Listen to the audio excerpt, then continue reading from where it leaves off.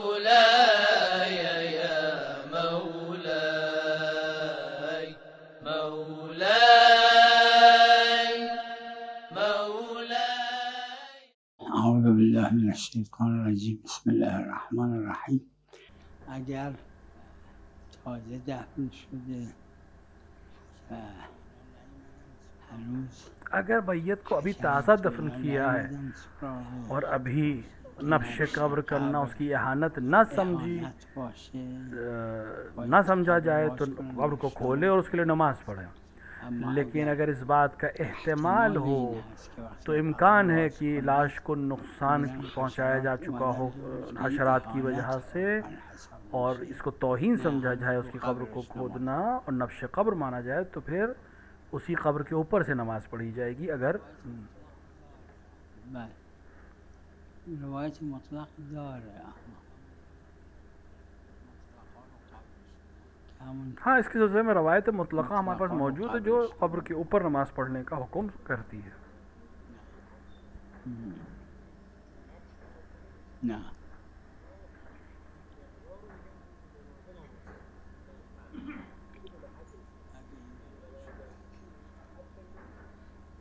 اگه اینجور باشه بله اشکال نداره. عیبی نداره. यहाँ पर कायदा मैसूर को हम इस्तेमाल करते हुए हुक्म को जारी करेंगे।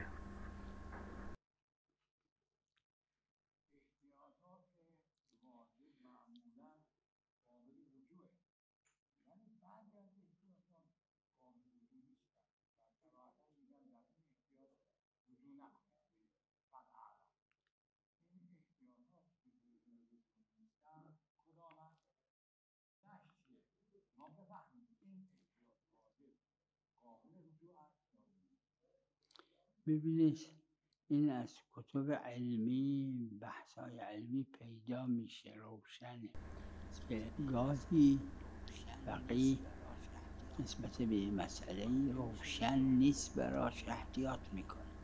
وقت اینجا میشه رجوع کرد به فتوای فقیه دیگه. گاهی فقیه देखिए फ़क़ीह के लिए उसकी किताबों के ज़रिए हमें मालूम होगा कि उसका क्या मुराद है और वो किस नज़रिए के तहत फतवे देता है। कभी कभी ऐसा होता है कि फ़क़ीह फतवे के मकाम पर आकर एहतियात करता है, तक़वे की बिना पर जुरत नहीं करता, लिहाजा यहाँ पर इल्मी किताब में मसला उसका नज़रिया है, यहाँ पर वो इस मिलाक से फतवा दे सकता है, लेकिन जब मकाम में फतवा पाता है तो एहतियात करता है।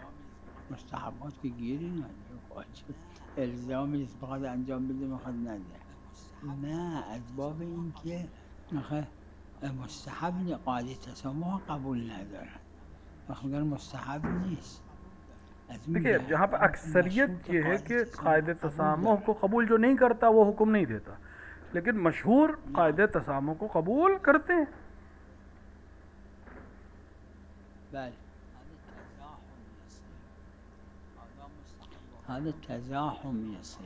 देखिए जहाँ पर दो मुस्तहब के दरमियान तज़ाहुम हो जाए, यानी ये भी मुस्तहब है ये भी मुस्तहब है, लेकिन इंसान एक ही को अंजाम दे सकता है, तो वहाँ पर इंसान को इख्तियार है।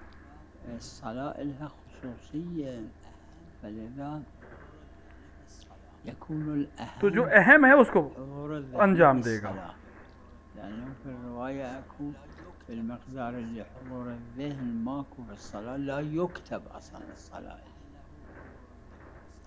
من هالجهة لعله حضور الذهن فالصلاة أهم، مزاحم أهم.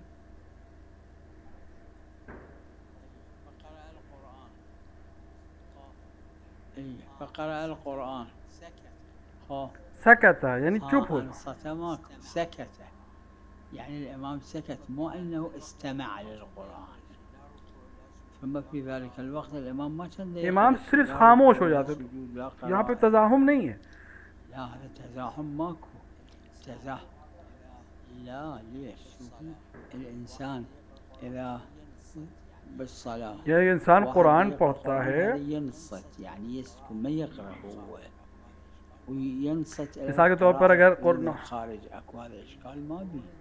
أما إذا इंसान صار जो है تزاحم بين حضور الذهن في الصلاة وبين استماع إلى قراءة القرآن من الخارج، واحد يقرأ هذا تزاحم يصير يقول لعله حضور الذهن في तो الصلاة जहाँ पे तज़ाहुम होगा वहाँ, जहाँ कुरान के लिए है वहाँ पे एक इंसान नमाज पढ़ रहा है तब भी कोई कुरान पढ़े तो खामोश हो सकता है, कुछ ना करे, सिर्फ कुरान को पढ़े. مو أنه كان هو يقرأ وانصرف عن القراءة إلى هذا، يعني انصرف عن الالتفات في القراءة إلى قراءة ابن الكون.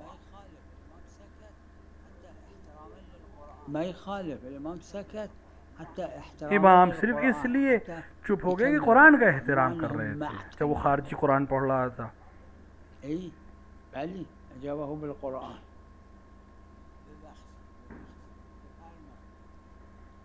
ببخش بفرمای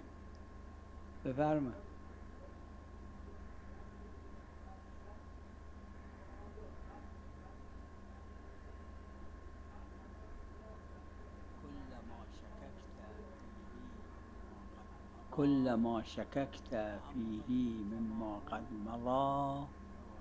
रवायत है, कायदे आम है कि जो कुछ गुजर गया उसके सिलसिले में शक करना, अगर शक हो जाए तो इस हाथ से गुजर जाने उस पर कम नहीं है, उस पर आप शक नहीं करे.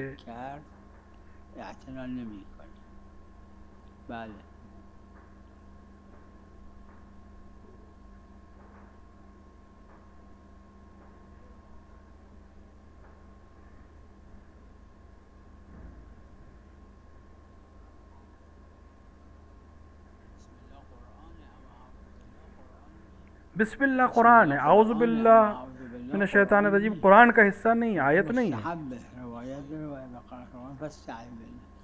يعني وقتی که میخوای قرآن قرأتها يعني میخوای، مثل اذا قمتم الى الصلاة فاغسلوا، یعنی که تو نماز غسل بکنه وقتی که میخواد پاشه به نماز.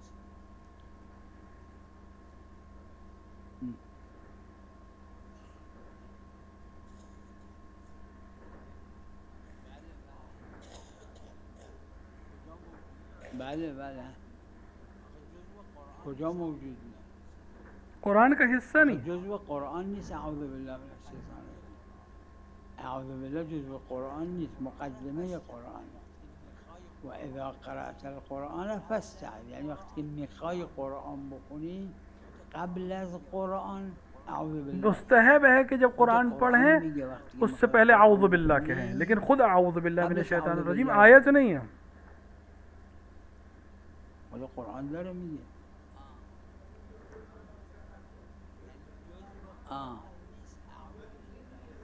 یعنی جزء قرآن نیست اعوذ بالله من الشیطان الرجیم. कुरान में हुक्म हुआ है कि आउज़ु बिल्लाह कहे, लेकिन खुद आउज़ु बिल्लाह मिनश शैतानिर रजीम वो नहीं है. بله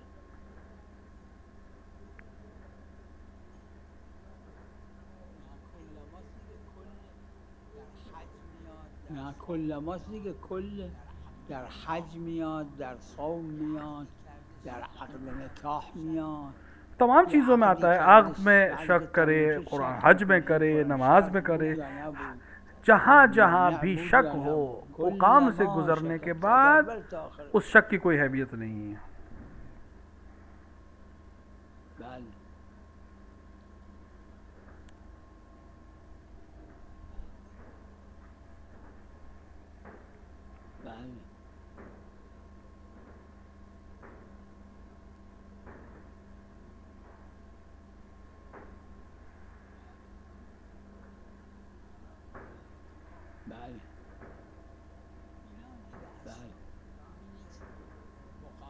اینا دیگه اسباب، ببینید فقها تعبیر میکنن به اسباب و معرفات. कुछ चीज़ें मुआर्रफ हैं, कुछ वाज़ेह, जैसे مثل این فلشایی که تو خیابونا هست، میگه این رای مشهده.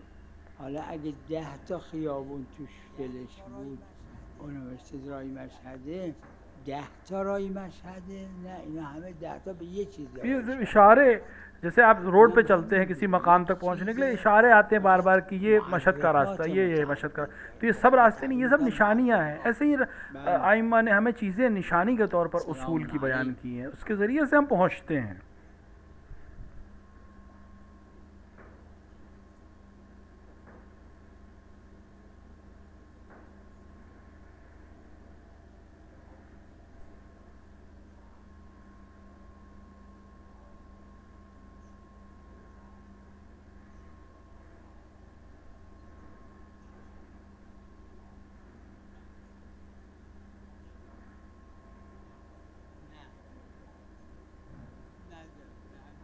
نه نداره، نه هم ببینید نداره، نه اینا ببینید مکروهاته، مکروهات ये मकरू हैं जिनको आइम्मा ने बयान किया है, मकरू वो चीज़ें हैं जिनको आइम्मा ने मासूमीन ने बयान किया है। यानी कि इंसान जब एक गाँव में जाता है این استفاده ازش تو اون ده اگه عالم باشه تو ممکنه که استفاده ازش توی شهر باشه. خب بهتر اینه که تو شهر باشه نه تو ده. چرا؟ چون اهل ده عادتاً فرهنگشون پایین تره. بله این منافات कि مثلا एक आलिम जो है वो अगर गांव में जाए तो به اهل ده उसका इस्तेफादा कम है, शहर में ज़्यादा है, लेकिन इसका मतलब ना जाए। وقت منفی الکفایه اگر نباشه میشه واجب عینی. باز افراد इंसान के लिए ज़रूरी है कि दोनों जगह بهشون برسه، पहुँचे। یعنی منافات نداره. اما شما میخواید توی شهر زندگی کنی یا توی ده अगर आप शहर में شهر ज़िंदगी زندگی करें کنی، هم استفادهتون بیشتره هم तो आपका फ़ायदा लोगों को ज़्यादा है, क्योंकि आप ज़्यादा लोगों तक पहुँचेंगे।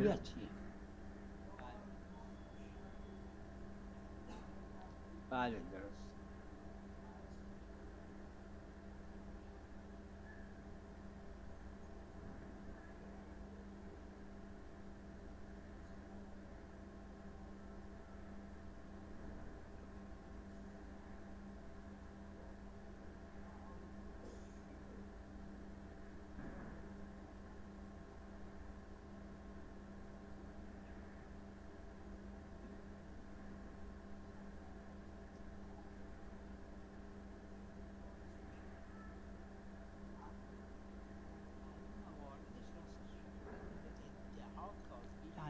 लेकिन इसके मवारिद बहुत हैं, ادعا کافی सिर्फ نیست. दावा काफ़ी नहीं है। باید ادعا محرز باشه.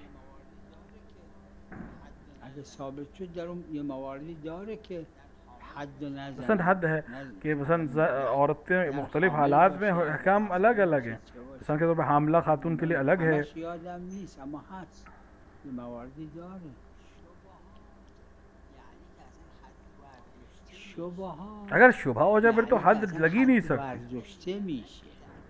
اگه شبهه شد یعنی اصلا حد نمیزنه. अगर खातून हामिला है तो उसकी हद वज़ हमल के बाद है। حدش تأخیر میفته تا وضع حمل بکنه. और कभी कभी कुछ चीज़ें ऐसी होती हैं जिसकी वजह से हद माफ़ हो जाती है। رفع میشه اصلا حد.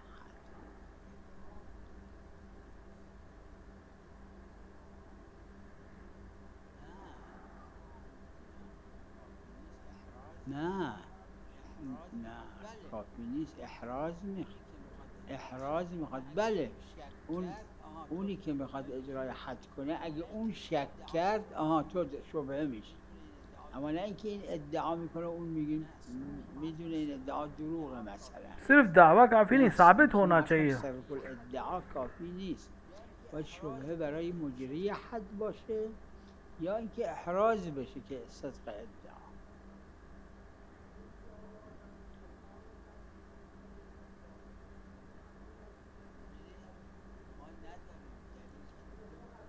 ببینید ما نداریم دلیل که بگه हमारे पास दलील नहीं है در مکان कि غصبی वज़ू मकान गज़बी में انما یه دلیل باطل है। داریم که وضوع عبادت लेकिन हमारे पास باید مأمور به باشه.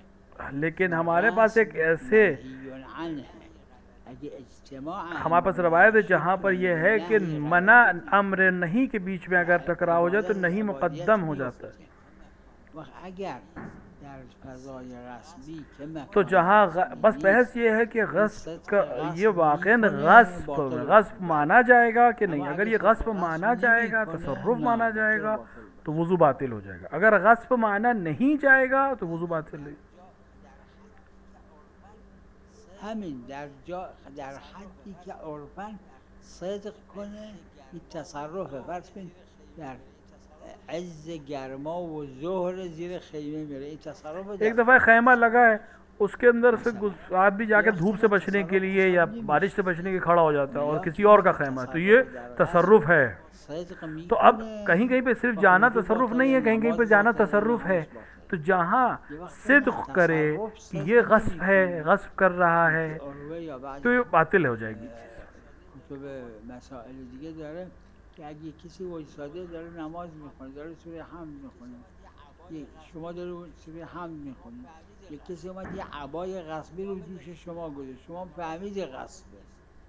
अब जैसे मिसाल के तौर पर نمازتون باطل نیست چون این تصرف در غصب نیست.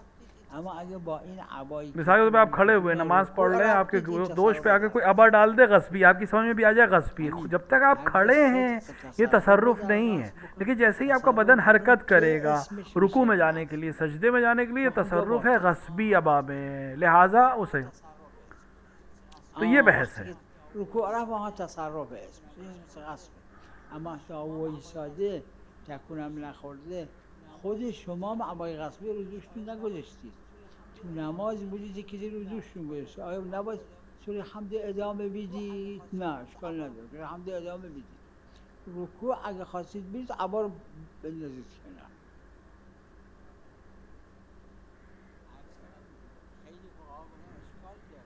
मैंने अर्ज किया कि बहुत से फुक़हा ने इसको कहा कि एतराज़ किया है इस पे, من عرض کردم چون روایت صحیحه داره.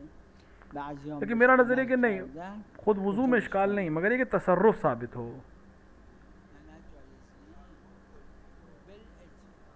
نه جایز نیست اون بالاجماع. देखिए इजमा है कि काफिर को रिबा नहीं दी जा सकती, सूद नहीं दिया जा सकता। فقط ربا گرفتن از हाँ, کافر. اگر सिर्फ حربی باشه در लेना जायज़ है काफिर से, लेकिन काफिर हरबी گرفتن से। اشکال نداره. اما اگه حربی نباشه अब लेकिन अगर हरबी नहीं है या जंग का ज़माना नहीं है तो अक्सर ने कहा कि जायज़ नहीं, हत्ता लेना भी जायज़ नहीं। جایز نیست که عرض کردم روایاتش مختلفه. جماعتی هم लेकिन मेरा नज़रिया ये कि नहीं, काफिर से रिबा लेने में कोई हर्ज नहीं है, वलो गैर हर्ब में।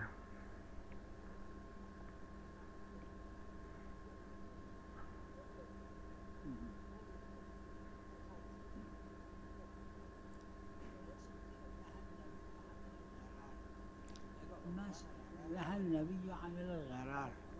اگه عرفاً غرر देखिए गरर اما اگه عرفاً غرر نیست یعنی नुकसान, इससे मना किया गया है। बाकी जब तक वाक़न साबित ना हो नुकसान हमारे लिए ज़रूरी नहीं है। یعنی جاهاش فرق میکنه. اگه غرر باشه عرفاً نه جایز، اگه نه چش کنه. بله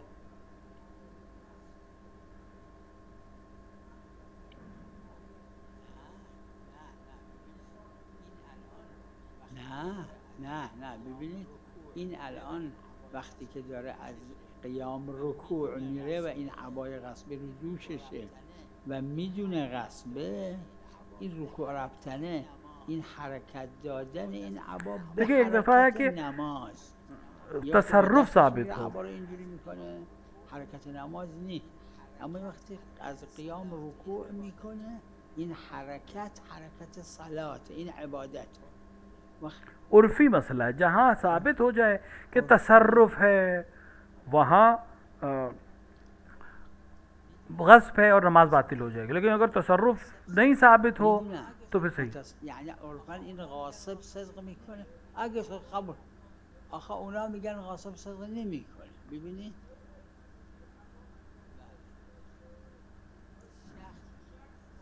بله शख्स हाँ, अगर शख्स खुद से अबा अपने कंधे पे डाल रहा है तो ये गस्ब है यकीनन। लेकिन अगर कोई दूसरा आके आपके कंधे पे डाल रहा है तो तो क्या इसको गस्ब कहेंगे? اما اگه بر نداشت این غاصب اسمش हाँ, अगर आप कहेंगे नहीं ये भी गस्ब है, वलो दूसरे ने डाला हो, तो ठीक है, हम मान लेंगे। हमें सिर्फ ये तय करना है कि किसी दूसरे का डालना आपके कंधे पर अबा आपके लिए भी गस्बी माना जाएगा دو تا بزرگوار بودن، یکیشون या नहीं। میگفت که اگر یه فرش مال خودت انداخته توی زمین غصبی، نماز خوندی رو فرش بودی، این غصب تو نمیکنه. اون یه آقایی دیگه براش خبر فرستاد پس من یه قالی از خونم میارم تو خونه شما میندازم و روش نماز میخونم. خب گفت اشکال نداره. یعنی اون देखिए एक मर्जा इंतकाल हो गया उनका नज़रिया था कि अगर आप एक गस्बी ज़मीन पर अपना कालीन डाल दें, उस कालीन पे नमाज पढ़ें तो नमाज सही नहीं। तो उस पर बहुत से लोगों ने कहा कि अगर आपके घर में हम ऐसे कालीन डाल दें तो क्या नमाज सही है? उन्होंने कहा हाँ पढ़ सकते। तो ये एक इल्मी बहस है, लेकिन जहाँ भी गस्ब सिद्ध कर जाए कि ये गस्ब है वहाँ जायज़ नहीं। کلمه تصرف که ما تو देखिए दलाइल में तसर्रुफ का लफ्ज़ तो नहीं है, लेकिन गस्ब को हम कब गस्ब कहेंगे? जब वो इस्तेमाल करें। لا تغصب وقت این فقط فقها گفتن फुक़हा का नज़रिया क्या है कि जब तक जिस्म में हरकत नहीं है, अमली नहीं है, फ़िअली नहीं है, तब तक ये गस्ब नहीं है। जैसे ही वो हरकत करेगा उस चीज़ के साथ, उस लिबास के साथ, तो ये गस्ब है। یعنی چه گیری داره؟ مگر همین هم خودش صدق غصب کنه. همین ببینید اگه हमारे पास सिर्फ दलील ला ما तग़सिब। دلیل داریم لا تغصب.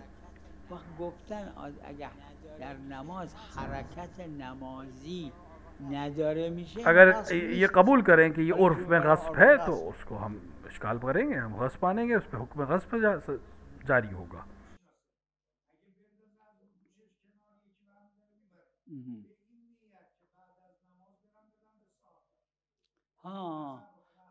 ها چرا؟ فقط یه مسئله هست، آیا فضولی در این چیزا میاد که جماعتی از فقها گفتن نه.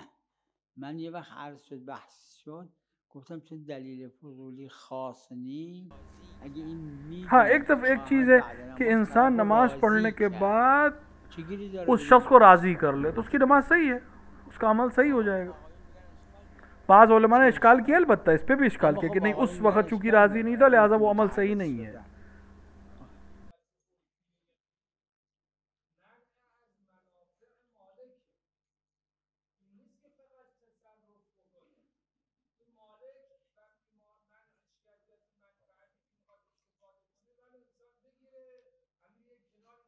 نه حالا اگه من عمل نکنم یعنی عبای دیگری رو بندازه رو دوشش بگه من देखिए अगर कोई इंसान आप किसी दूसरे के कंधे पे आबा डाल दे, खुद ना उतारे, दूसरे जगह तुम उतार दो, तो ये गस्ब नहीं है। نه لازم نیم باشه، اون یکی از مصادیق همین. نه عرض میکنم این تفسیر غصب به منع. गस्ब का मतलब गस्ब है, उर्फ तय करेगी गस्ब किसे कहते हैं। عرفان چی رو غصب میدن؟ الا لازم نیم منع باشه. فرش دیگری رو برداشته انداخته تو خونهش میگه خاصی بر رو ببر. अगर किसी और का फर्श उठा के लाए अपने घर में डाल दे और कहे कि तुम्हें ले जाना हो ले जाओ, तो जब तक ये घर में क्या ये गस्ब नहीं है? नहीं गस्ब है। نه اون مثلا دیگه این مثلا که الان عرض کردم فرش دیگری رو آورده تو خونه خودش انداخته میگه تو هم میخوای ببری، लेकिन ये गासिब है। फिर हाँ उसने कहा है, दरवाज़ा खुला रखा है कि आके अपना कालीन ले जाओ, लेकिन जब तक वो कालीन वहाँ है गासिब है, गस्ब है ये। तो ये उर्फ में मयार अलग अलग होते हैं हर चीज़ के लिए इस्तिफादे में। چیه دلیلش؟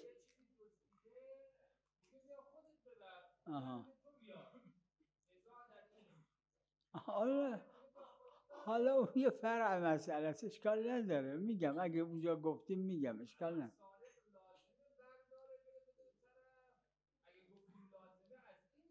اگر مانع نشده از اینکه اون ببره و اون میتونه ببره نگید، نه زحمت هم نداره. मेरा कहना यह है कि गस्ब एक उर्फी मसला है। जहाँ मुमकिन है एक जगह मोहरज हो कि ये गस्ब है, एक जगह मोहरज ना हो, जहाँ शक है वहाँ नहीं है। शारे ने हमसे कहा गस्ब ना करो, گفته غصب और نه. कोई हमारे पास दलील है. अब गस्ब क्या है उर्फ तय करेगी.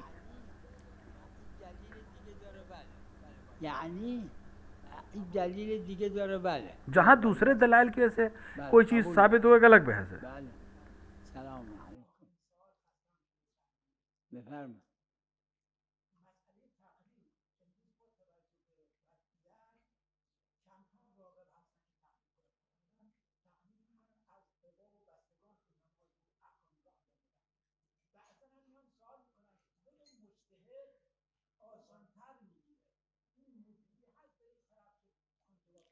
محل اختلافه.